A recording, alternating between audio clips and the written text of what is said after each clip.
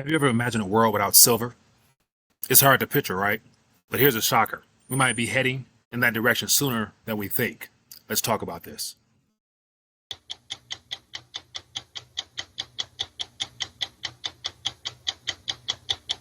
All right, so I want to take a quick minute, share my thoughts on what's happening in the silver market. So based upon all the narratives happening right now, we got the LME lawsuits, we have the COMEX withdrawals, and we have all the distractions and diversion taxes happening in the world right now between Russia and you name it.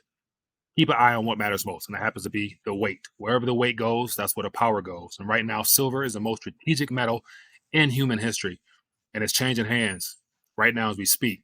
And I think it's definitely worth talking about. And so it's been a while since I've talked about the concept of getting your weight up, but I want to share with you some ideas from an article I read earlier and try to connect some of the dots of the puzzle together so people can have a better understanding of what's worth keeping your attention on rather than distractions that's going to be thrown your way day by day from this point on. But recently, some interesting data has come out from the United States Geological Society, which says that by 2025, we might not have enough silver for everyday items in industry and even investments.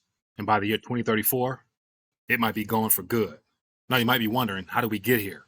Well, the answer is easy: supply and demand. On the one hand, industries like solar, energy, and electronics, as well as investors, are increasing the demand for silver. On the other hand, silver mining has been going down due to higher costs, stricter environmental rules, and bans on certain types of mining in major silver-producing countries, just like Mexico. But here's the kicker. There's a hidden consumer demand on silver that's rarely talked about, and it has a lot to do with how the military-industrial complex moves forward. You see, silver is very important in nations' defensive weaponry systems. It is used in everything from missile guidance systems to communication tools of all sorts. And what do you know? This huge amount of silver is not even counted in the already scarce silver deficit numbers. For example, the U.S. Navy, they use more silver batteries than anyone else. For just one of their missile systems, the batteries would need 35 million ounces of silver. That's just the United States, not to mention other so-called superpowers like Russia, China, France, the United Kingdom, Pakistan, India, Israel, North Korea, all of which their nuclear programs and defensive weaponry systems require large amounts of silver to support the expansion of their arsenals.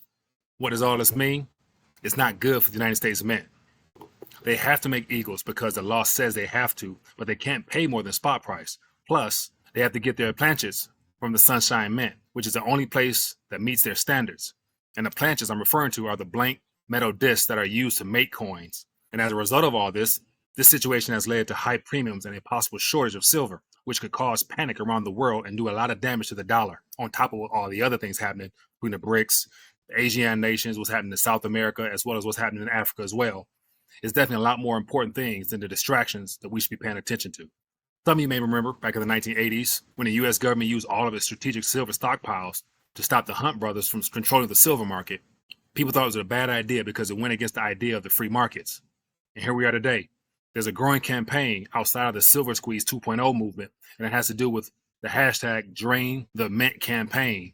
And if you haven't heard about it yet, I'm pretty sure you will in the next couple of weeks or months. It's a call to action to show that the U.S. Mint is lying about how much they're minting and where it's going. And it's designed to make them deal with the fact that silver is getting harder to find. And so as the pressure picks up on the mint, as well as other mints around the world, to find the blanks they need to make coinage, and especially here in the U.S. because it's law that they must do it, there's going to be a lot more attention paid to silver in the next couple of days, since we may soon reach a point where silver becomes hard to source. And if that is the case, that means the price that we're currently being told cannot remain the same, because there definitely is enough silver out there. It's just a matter of what price. So we need to ask ourselves this question: are we ready for a world without silver or a manipulated spot price? And more importantly, are we ready to deal with the economic and political effects of such a reality? This is something that we should be paying attention to, not all the other stuff out there. I'm curious to hear what you think. Leave your comments down below. Let's talk more about this in the comment section. Let's get some dialogue going back and forth. Looking forward to bringing you guys more quick takes in the future. Enjoy your day.